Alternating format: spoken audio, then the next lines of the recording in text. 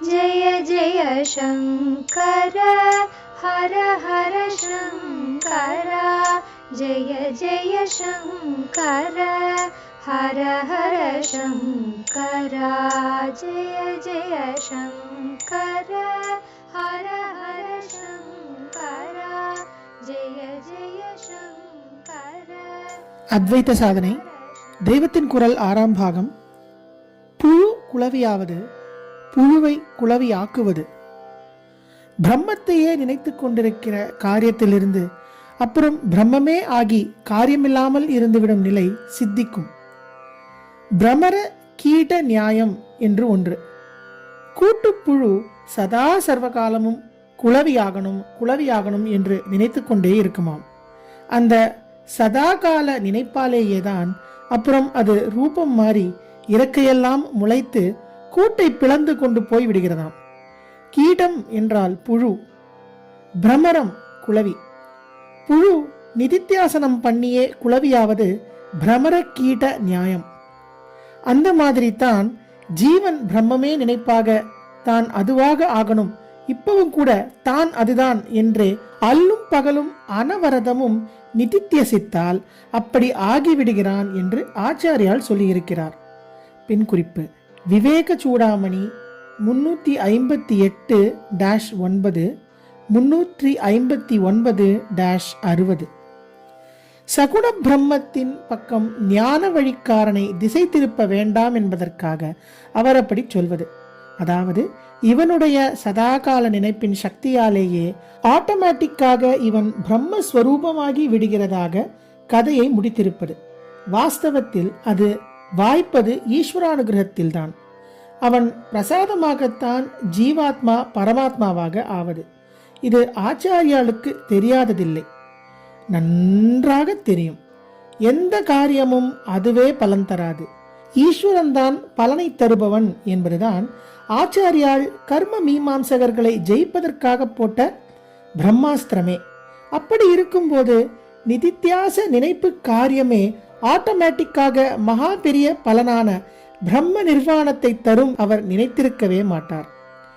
மாயையின் மறைப்பு காரியத்திற்கு திரோதானம் என்று பெயர். இப்போது நமக்கு நிஜ நாமான பிரம்மம் அப்படி மறைப்பட்டு திரோகிதமாகி இருக்கிறது. மறைத்த அந்த வஸ்து பரமாத்ம தியானத்தால் வெளிப்பட்டுவிடும் என்று பிரம்மசூத்திரத்தில் சொல்லி உடனேயே இது ஏதோ ஆட்டோமேட்டிக் காரியம் என்று நினைத்துவிடப் போகிறார்களே என்று இப்படி மறைத்து பந்தப்படுத்தியதும் ஈஸ்வரன்தான். நாம் நிதித்தியாசனம் பண்ணினால் மறைப்பை நீக்கி சத்தியத்தை ஆவிர்பவிக்கச் செய்து மோட்சம் தருவதும் அவன்தான் என்று உடைத்தே சொல்லியிருக்கிறது. பின் குறிப்பு 3.2.5. இதற்கு ஆச்சாரியால் பாஷ்யம் பண்ணும்போது இன்னும் வெளிப்படையாக எவருக்கு வேண்டுமானாலும் சுவாபாவிகமாக, அதாவது இயற்கையாக ஆட்டோமேட்டிக்காக இந்த ஆவிர்பாவம் ஏற்பட்டு விடாது. நன்றாக பிரயத்தனம் செய்து நிதித்தியசிக்கிற எவனோ ஒருவனுக்குத்தான் ஈஸ்வர பிரசாதத்தால் அப்படி ஏற்படுகிறது என்று சொல்லியிருக்கிறார். ந ஸ்வபாவத ஏவ சர்வேஷாம் ஜந்தூனாம். எல்லாருக்கும் இயற்கையாக ரெவலேஷன் ஏற்படாது. ஈஸ்வர பிரசாதாத் சம்சித்தஸ்ய கஸ்யசித் ஏவ ஆவிர்பவதிஹி. ஈஸ்வர கிருபையால் உசந்த சித்தி பெற்ற எவனோ ஒருவனுக்குத்தான் ரிவீல் ஆகிறது என்கிறார். பின் குறிப்பு: தெய்வத்தின் குரல் 4ஆம் பகுதியில் போர் தீர்ந்து அமைதி காண என்ற பேருரையில் ஆதிசங்கரரும் கூறும் ஈசனது ஞான அருள், கர்ம பந்தமும் ஈசனால், ஞான சித்தியும் அவனாலேயே என்ற பிரிவுகளும் பார்க்க. அத்வைத சாஸ்திரங்களில் ஈஸ்வரானுகிரகத்தை பெரும்பாலும் குரு அனுகிரகமாகவே காட்டிவிடுவது வழக்கம். பின் குறிப்பு: முந்தைய அடிக்குறிப்பில் கூறிய பேருரையில் குரு என்ற துவைத்தம் இடறுவதில்லை என்ற பிரிவும் பார்க்கவும். ஆனால் ஆச்சாரியாலோ தம்முடைய பிரகரணங்களில் சிரோமணியாக அனுகிரகித்துள்ள விவேக சூடாமணியில் குரு கிருபைக்கும் மேலே ஈஸ்வர கிருபையை சொல்லியிருக்கிறாரே என்று ஒருத்தர் கேட்டார். சம்சார சாகரத்தில் எப்படி நீச்சலடித்து கடப்பது என்பதற்கு குருமார்கள் கரையில் இருந்து கொண்டேதான் வழிமுறையெல்லாம் சொல்லித் தருவார்கள். சிஷ்யனே தான் ஸ்வயமாக சத்திய அறிவான பிரக்ஞா என்பதை பெற்று அதை படகாக வைத்துக்கொண்டு சமுத்திரத்திலேயே போய் கடக்கணும் என்று ஆச்சாரியால் சொல்லி அந்த பிரக்ஞையை ஈஸ்வரனே அனுகிரகிக்கிறான் என்கிறார். குறிப்பு 476 477. இதை பற்றித்தான் அவர் கேட்டார். வரப்போகிற காலங்களில் அத்வைத சித்தி கண்ட ஞான குருக்கள் அதிகம் கிடைக்காமல் போகலாம். ஆனாலும் சிஷ்யர்களை பொறுத்தமட்டில் அப்படிப்பட்டவர்களுக்குள்ளிலிருந்தும் ஈஸ்வரனே உய்வு தருவான் என்று நினைத்தே குருமார்களை கரை கடக்காதவர்களாக சொல்லி, ஆனாலும் ஈஸ்வர அனுகிரகத்தில் சிஷ்யர்கள் கடப்பதாக சொல்லியிருக்கிறார் போல் இருக்கிறது. இன்னொரு காரணமும் சொல்லலாம். தன்னை பரிபூர்ணமாக குருவிடமே ஒப்படைத்து அவர் என்ன செய்தாலும் செய்யட்டும் என்று விட்டுவிட்டு கிடக்கிற உண்மையான சரணாகத புத்தி ஒரு சிஷ்யனுக்கு வந்தால் அப்போது அவருடைய கிருபையே படகு, அனுகூலமான காற்று எல்லாமாக இருந்து அவனை அக்கறைக்கு கொண்டு தள்ளிவிடும். ஆனால் அப்படி, அதாவது பூர்ணமாக சரணாகதி பண்ணுவது எல்லோருக்கும் முடியாது. ஆனாலும் தான் சரணாகதி பண்ணாவிட்டாலும் எப்படியும் அவர் குருதானே, உபதேசம் தந்தவர் தானே. அப்படி இருக்கும்போது அவர் கிருபையே நம்மை உபதேச லட்சியத்தில் கொண்டு சேர்க்காமல் விட்டுவிடுமா என்று இவன் சாதனையின் கொஞ்சம் ஏனோ தானோ என்று இருந்துவிட்டால் என்ன ஆவது? சரணாகதியும் சரியாக பண்ணாமல் சாதனையும் பர்ஃபெக்டாக பண்ணாமல் குரு பார்த்து கொள்வார் என்று மெத்தனமாக இருந்துவிட்டால் அது கூடாது என்றுதான் அப்படிப்பட்டவனை உத்தேசித்தே குரு கிருபையை ஒருத்தன் சால்ஜாப்பு காட்டி ஸ்வய பிரயத்தனத்தை விட்டுவிடக் கூடாது என்று தெரிவிப்பதற்காகவே குரு கரையிலிருந்துதான் வழிகாட்டுவது, நீதான் அசலே சமுத்திரத்தில் படகு ஓட்டி கொண்டு போகணும் என்று சொல்லியிருப்பார். இப்படி நீயே பண்ணிக்கணும் என்றாலும் கடைசியில் நம் எத்தனத்திற்கேதான் அந்த சக்தி இருக்கிறதா என்று ஈகோ வந்துவிடப் போகிறதே என்பதையும் ஆச்சாரியால் கவனித்திருக்கணும். அதனால்தான் நீ பண்ணுகிறாய் என்றாலும் அதுவும் ஈஸ்வரானுகிரகம் அதற்கு அனுகூலமாக உன்னை தூண்டிவிட்டு துணையாக வந்து கொண்டிருப்பதால் தான் என்றும் சொல்லி இருக்கிறார். பகவான் கீதையில் சொல்லியிருக்கிறதை பார்த்தால் அதையேதான் ஆச்சாரியாலும் சொல்லியிருக்கிறார் என்று தெளிவுபடும். கீதையை முடிக்கும் போது சுவாமி என்கிட்ட சரணாகதி பண்ணிட்டு கெடடா, நான் பார்த்துக்கிறேன் என்கிறார். குறிப்பு 18வது அத்தியாயம் 66வது ஸ்லோகம். அதற்கு கொஞ்சம் முன்னாடி ஈஸ்வரன் கிட்டே சர்வபாவ சரணாகதி பண்ணு, அவன் அருளால் உத்தம சாந்த லட்சியம் சித்தித்துவிடும் என்றும் சொல்லியிருக்கிறார். குறிப்பு 18வது அத்தியாயம் 62வது ஸ்லோகம்.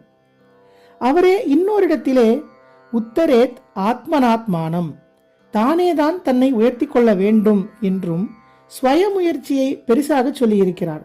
டோட்டல் சரண்டர் ஆனால் ஒழிய தன் முயற்சி பண்ணித்தான் ஜெயித்தாகணும் என்பதே தாத்பரியம். இதுகளுக்கு உள்ளே எல்லாமும் ஈஸ்வரானுகிரகம் ஒளிந்து கொண்டுதான் இருக்கிறது. டீப்பாக நித்திய சிக்கிறவன் அப்பப்போ தன்னை மறந்து பிரம்மத்திலே சொருகிக் கொள்வதும் விடுபடுவதுமாக இருக்கிறான் என்றால் அவற்றை பண்ணுவிப்பது ஈஸ்வரன்தான். நித்யா நித்திய வஸ்து விவேகம் என்று ஒருத்தன் ஆரம்பத்திலிருந்தே இன்னும் அடியிலே ஒழுங்காக கர்மா செய்வது, பக்தி பண்ணுவது என்று பொட்டில் குட்டிக்கொள்ள ஆரம்பித்ததிலிருந்தே ஒருவனுடைய முயற்சிக்கு பலனாக அவனை இன்ச்சாக முன்னேற்றி கொண்டு போவது ஈஸ்வரன் தான். ஆனால் கொஞ்சம் கூட அவன் பண்ணுவதாக வெளிப்பட காட்டிக்கொள்ள மாட்டான். நமக்கும் சித்தே சிறிதே சித்த சுத்தி வந்திருக்கே, வைராக்கியம் வந்திருக்கே, மனசை துளியாவது நிறுத்த முடிகிறதே என்று இப்படி சாதனைக்காரன் தெரிந்து கொண்டு அதிலிருந்து ஊகமாகத்தான் ஈஸ்வர கிருபையை அனுமானிக்க முடியும். ஆனால் நிதித்தியாசனம் என்று இவன் பண்ண இவன் ஒன்றும் பண்ணாமல் சொக்கிச் சொருகி கிடக்கிறதோ அவனேதான் நேராக செய்விக்கிறது. இதற்கு முந்தியெல்லாம் முன்னேறுகிற காரியம், மேலும் மேலும் பக்குவமாகிற காரியம் ஜீவனுக்கு இருந்தது.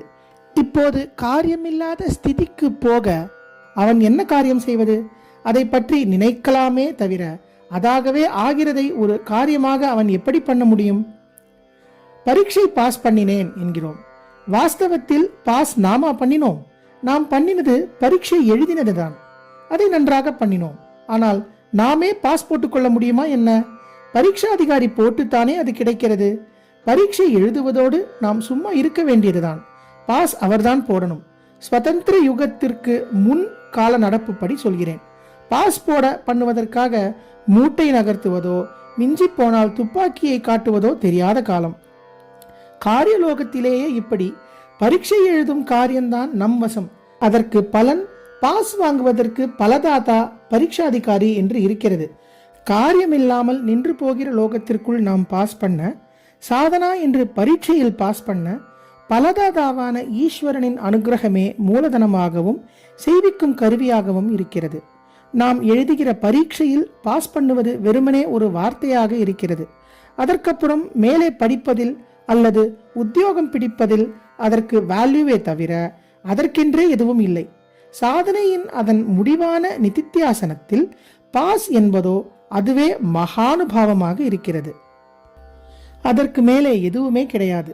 பிரம்ம நிர்வாணமாக, அத்வைத மோட்சமாக, நித்யானந்தமாக அது இருக்கிறது. ஜீவாத்மாவின் சதாகால நினைப்புக்கு பலனாக ஈஸ்வரன்தான் அவனை பரமாத்மாவாக்கி விடுகிறான் என்பதே சத்தியம். தமிழில் பிரமர கீட நியாயத்தை விட பொருத்தமாக ஒன்று சொல்வார்கள். கொட்டி கொட்டி குளவி தன் நிறம் ஆக்கிற்றாம் என்று.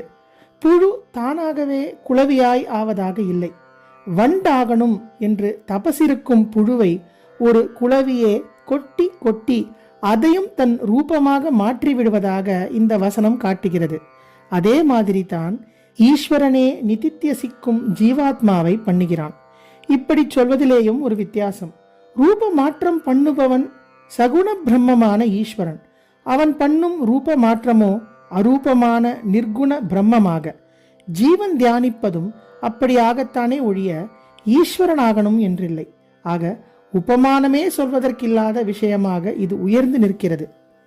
ஆரம்பத்திலிருந்தே தன்னை காட்டிக்கொள்ளாமல் கொஞ்சம் கொஞ்சமாக முன்னேற்றத்தை அனுகிரகித்து கொண்டு போன ஈஸ்வரன் இப்போதும் தன்னை காட்டிக்கொள்ளாமல் கண்ணாமூச்சியாக அவ்வப்போது சமாதியில் ஆழ்த்தி கொண்டு போய் அப்புறம் சாஸ்வதமாகவே ஜீவன் முக்தன் என்றும் விதேக முக்தன் என்றும் ஆக்கிவிடுகிறான்.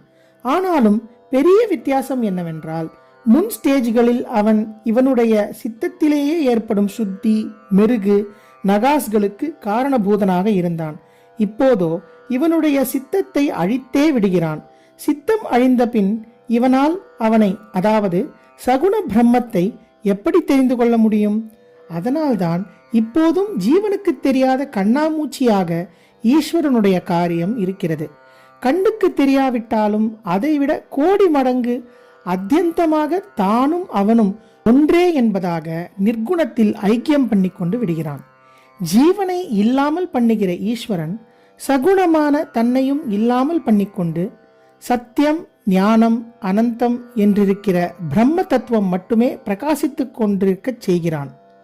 சிறிது நேரம் தமக்குத்தாமே சிரித்து கொண்டு, பிரகாசம் என்றால் என்ன? 1000 வாட் பல்பு போட்ட மாதிரி வெளிச்சமாகவா இருக்கும்? என்னவோ நம்ம பாஷையில் நம்முடைய எண்ணத்தின் லெவலில் புரிந்து கொள்வதற்காக இப்படியெல்லாம் சொல்வது. வாக்கால் வர்ணிக்க முடியாத, மனசால் பிடிக்க முடியாத, அதைவிட ஆனந்தமில்லை, சாந்தமில்லை, ஞானமில்லை, சுதந்திரமில்லை என்றிருக்கும் அகண்டமான ஏக வஸ்துவாக இருக்கும் சத்திய சத்தியமான நித்திய நித்தியமான நிலை. அதுதான் ஆச்சாரியால் ஞான வழி என்றும் அத்வைத சாதனை கிரமம் என்றும் அற்புதமாக மராமத்து பண்ணி கொடுத்திருக்கும் பாட்டை நம்மை கொண்டு சேர்க்கும் முடிவான இடம். அவருடைய அனுகிரகத்தால் அதை பற்றி பேசி கேட்டு நினைக்கும்படியான பாக்கியம் கிடைத்தது. அந்த வழியிலே அடியெடுத்து வைத்து கொஞ்சம் கொஞ்சமாக முன்னே போகவும் அவரையே பிரார்த்திக்க வேண்டியது. ஜெய ஜெய சங்கர, ஹரஹர சங்கர, மகாபிரிவா சரணம். जय जय शंकर, हर हर शंकर, जय जय शंकर, हर हर शंकर, जय जय शंकर.